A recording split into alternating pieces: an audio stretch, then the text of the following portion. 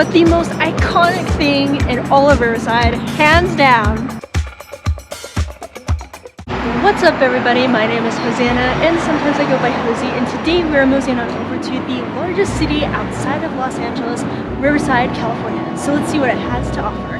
Riverside was founded in 1870 by John North and a group of Easterners looking to establish a town dedicated to furthering education and culture, and it was built on a Spanish rancho, which is not at all uncommon here in Southern California. Furthermore, the first golf course and polo field in SoCal were built here in Riverside. In 1871, the first orange trees were planted here in Riverside, California, and because of the sunny climate, the trees thrived. Thus, the citrus industry was born. And man, did it boom! By 1895, Riverside was the wealthiest city per capita.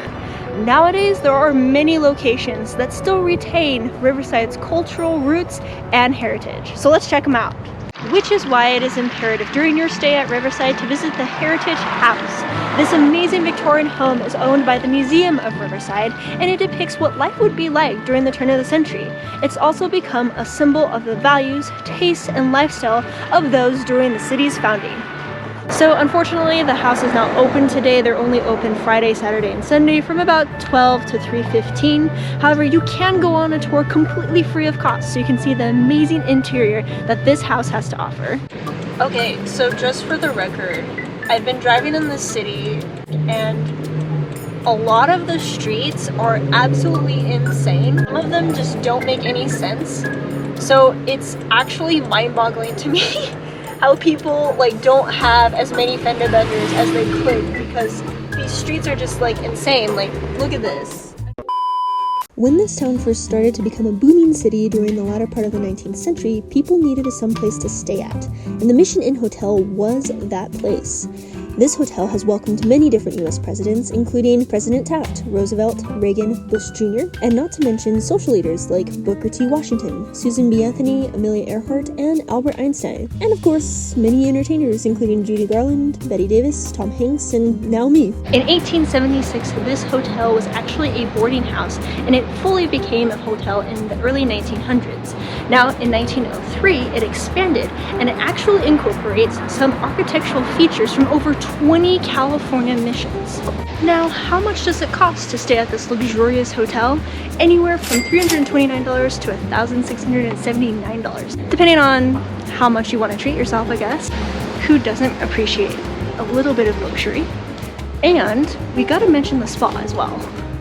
Now you can come down here and pick up a package, and these start usually around the $320 mark. Or, if you're cheap like me, a nice walk in front of their entrance will grant you a sense of relaxation just by the smells coming out of it.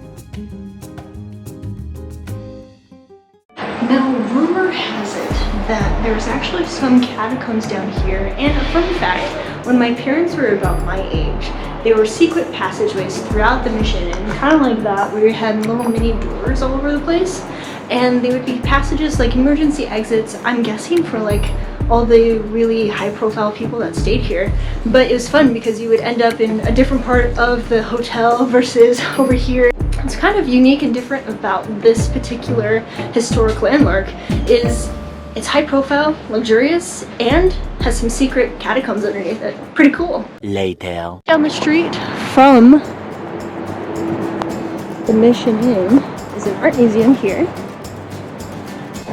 And the architect who actually built Hearst Castle also built this museum, so that's actually really cool. And entry is about $5, $3 if you're a senior or student, and then if you have a military discount or someone under the age of I think 5, entry is free. So since that was closed, we're gonna go check out a photography museum. All right, push the button, I can walk.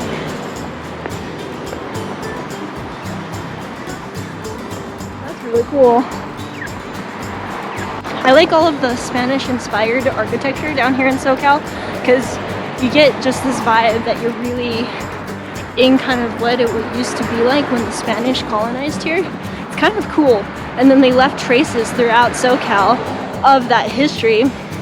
And since America doesn't have as much history as per se like Europe does, it's always nice to see and kind of get a sense of heritage for the place that you're visiting, so it's cool. I don't believe it. The Museum of Photography is closed too. Everything's closed. So I'm gonna have to come back here sometime. It's really weird because on Google when I researched it, it said that it was open until like 3 today. So then I drive all the way over here and it's like closed. Oh well. But there's other things in Riverside that we need to check out too. So let's get a move on, shall we?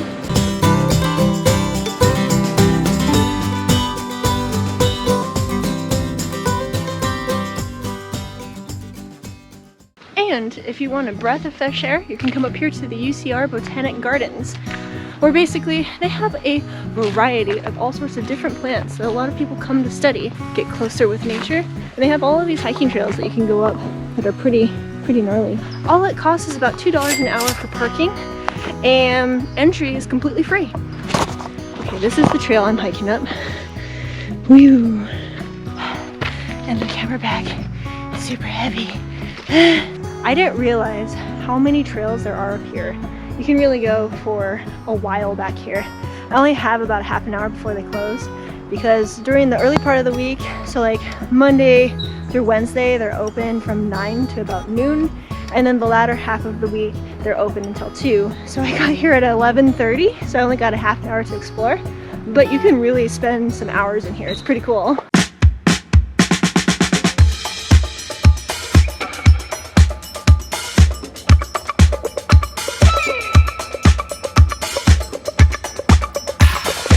But the most iconic thing in all of Riverside, hands down, has to be the world's largest paper cup in all its glory.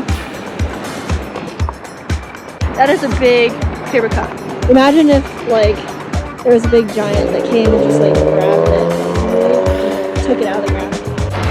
And this paper cup actually promoted the Sweetheart Brand Factory, which produced, guess it, paper cups, in the adjacent factory between the years 1958 and 1997, which was 2 years before I was born. So interesting enough, I never heard of it, but that's pretty cool, and it's left there just as an iconic landmark here in Riverside, California. How cool!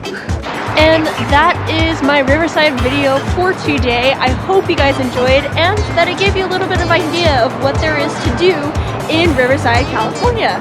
So if you liked the video, feel free to give it a thumbs up, subscribe down below, and feel free to comment of where I should mosey on over to next. See you guys in the next one.